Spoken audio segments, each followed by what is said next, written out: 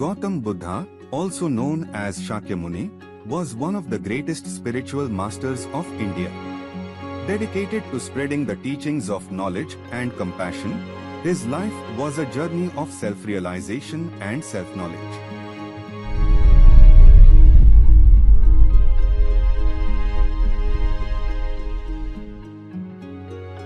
A story. An incredible journey from Siddharth Gautam to the Buddha.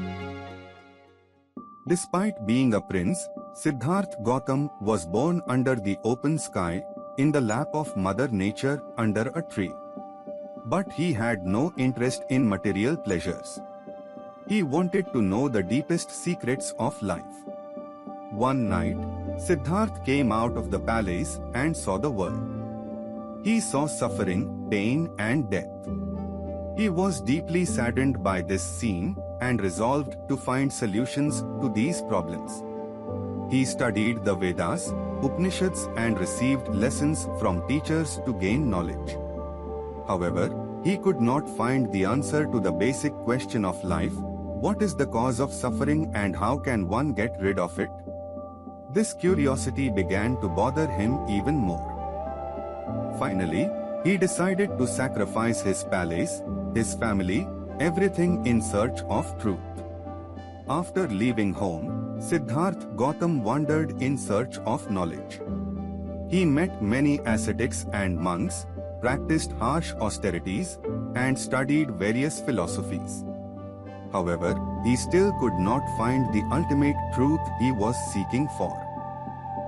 In the northeast of India, there was a small village named Gaya, renowned not for life, but for the culture of death, as a city of Pinddan, a ritual offering to ancestors. One day, Siddharth Gautam arrived in Gaya. There he sat under a bodhi tree, determined to attain enlightenment.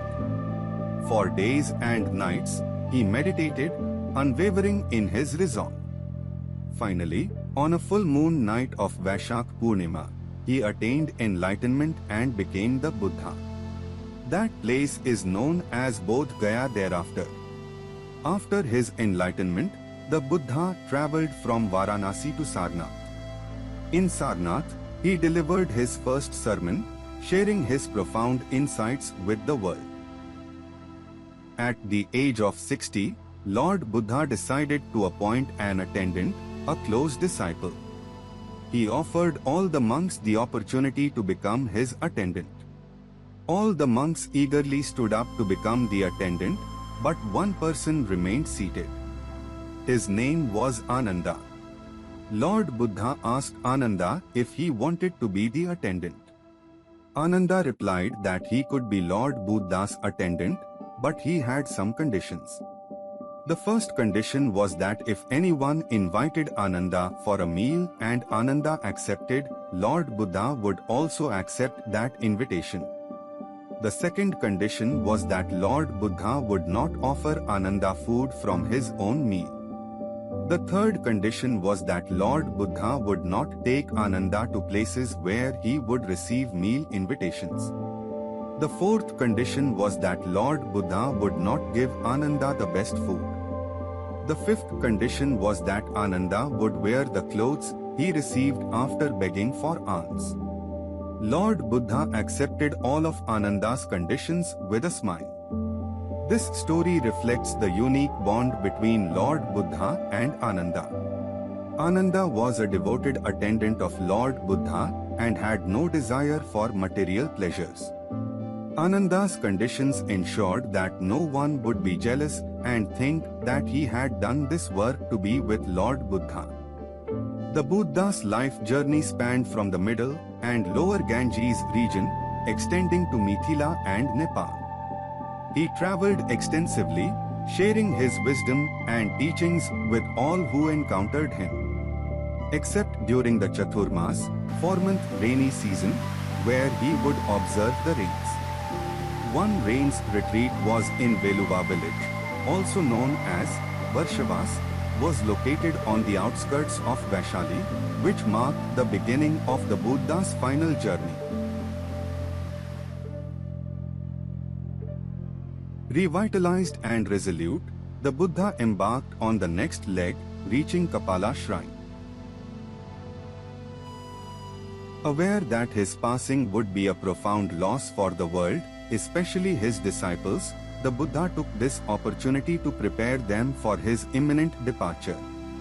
He gathered his disciples and delivered his final sermon, imparting the profound wisdom that had guided his life and teachings. He instructed them on the path to liberation from suffering, the path leading to nirvana. His words resonated with profound knowledge and compassion. He elucidated key concepts of the Four Noble Truths, the Eightfold Path, and the ultimate state of liberation, nirvana. Buddha's decision to attain parinibbana. The Buddha, realizing his impending departure, summoned his beloved disciple Ananda and said, "Ananda, if you request me to remain on this earth, I shall stay here as long as this earth endures." Ananda was taken aback, unable to comprehend the meaning behind the Buddha's words. The Buddha repeated his statement twice, yet Ananda remained silent. Undeterred, the Buddha declared, "If I attain Mahaparinirvana now, it would be an injustice to my disciples. It is my duty to impart my final teachings and blessings to them before I depart." His parting words echoed, "All things are impermanent. Do not cling to them." The Buddha announced that he would accept Mahaparinirvana within 3 months. This news spread rapidly through Vaishali. People feared they would never see the Buddha again. The entire city followed behind him on this final journey. Traveling with such a large crowd proved impossible. The Buddha urged the people to return, but they were deeply saddened by his impending Mahaparinirvana and refused to leave. As a token of remembrance, the Buddha offered them his alms ball, the earthen vessel that had accompanied him for the past 45 years. The final journey continues. The Buddha's Mahaparinirvana was set to occur within the next 3 months. Returning was no longer an option. The Buddha bid farewell to his disciples and departed from Vaishali. Within a few weeks, he reached Pava, and from there, he proceeded to Bhantgaon, Hattigaon, Bhognagar, and Bhangam. And there, in a mango grove, he settled. Pava was the second capital of Mala. Chunda, a renowned merchant and devotee, resided amidst the mango groves of Amraya. Upon learning of Lord Buddha's impending arrival, he was filled with immense joy and eagerly went to meet him. Chunda extended an invitation to Lord Buddha for a meal the following day, which the Lord graciously accepted, much to Chunda's delight. The next day, Lord Buddha arrived at Chunda's residence for the meal. Chunda had arranged a lavish feast in his honor, adorning the table with an array of delectable dishes.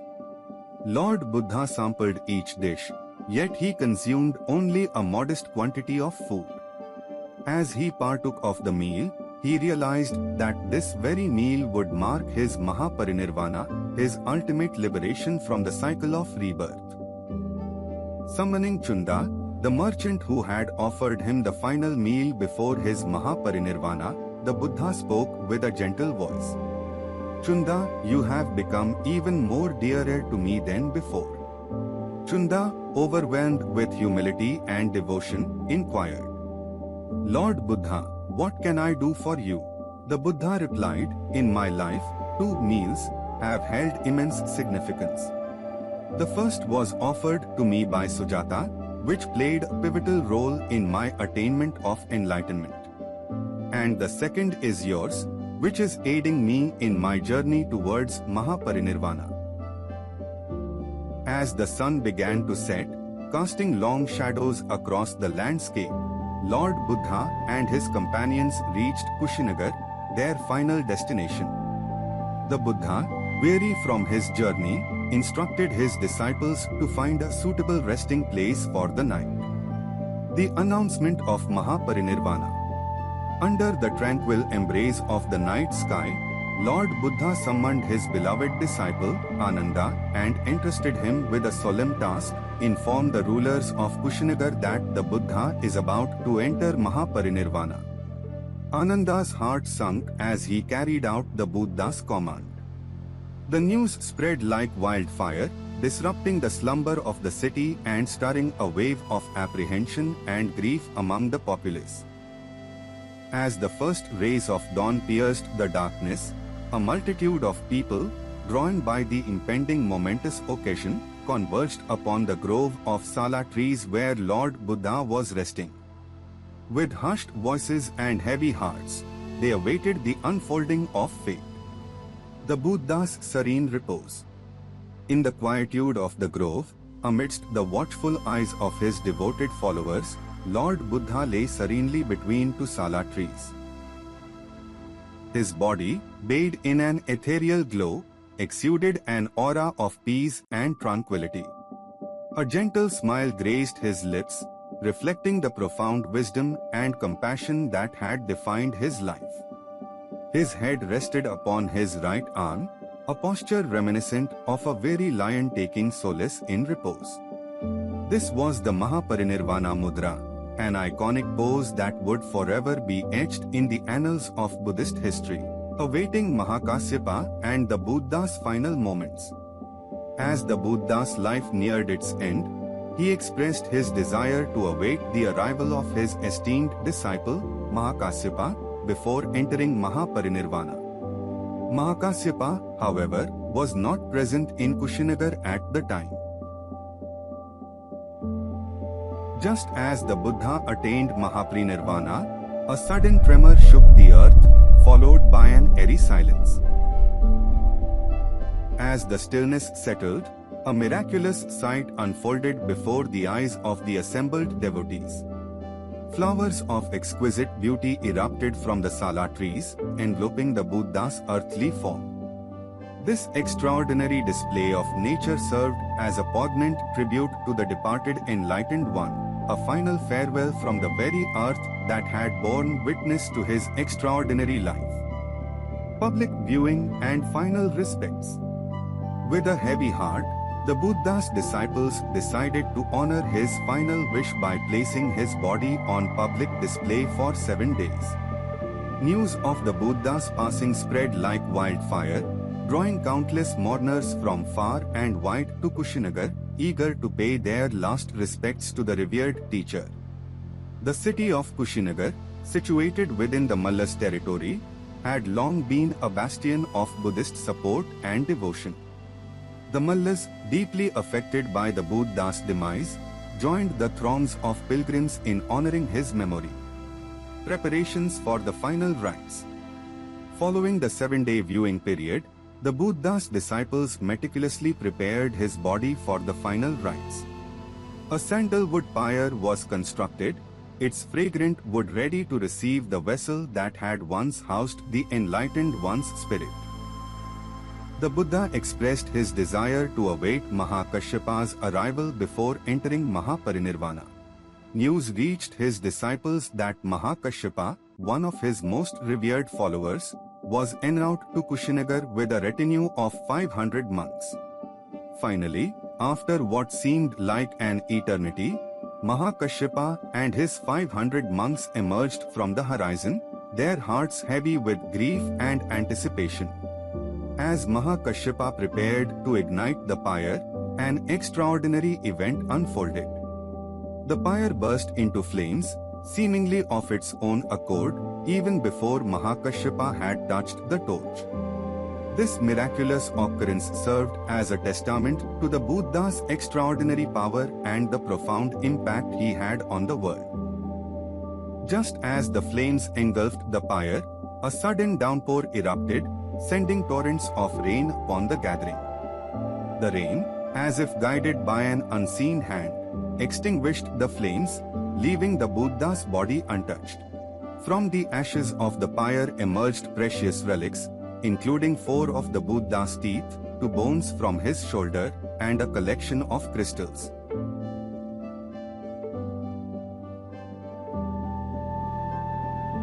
The Buddha's teachings stand out as a testament to his humility and open-mindedness. He never sought to elevate himself above others or claim divine authority. Instead, he encouraged individuals to embark on their own journeys of self-discovery, to question and explore without fear of judgment. The Buddha's profound teachings, distilled over a lifetime of contemplation and enlightenment, are encapsulated in three fundamental pillars: Sila, moral conduct; Samadhi, concentration; and Panna, wisdom.